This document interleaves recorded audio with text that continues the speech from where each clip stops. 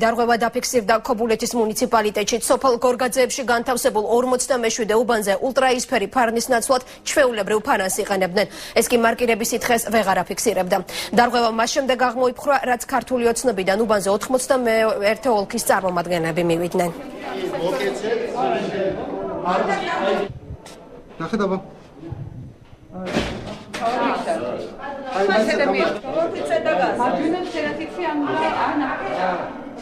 ბატონო, შეგადეთ ყველა. რამდენი ნამორჩეველი მიიღეთ? 80. უკვე 80 ხო? ეს არის ძალიან ცუდი, ეს არის ფაქტი.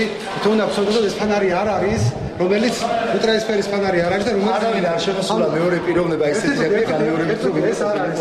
ეს ვიპირობებები ფაქტიურად კი ბატონო, ეს არის დარღვევა. ეს არის აშკარა დარღვევა.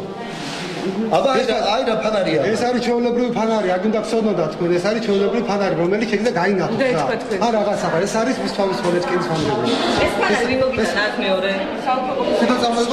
საალქოდან იყო ეს ყოველთვის არა. მაგრამ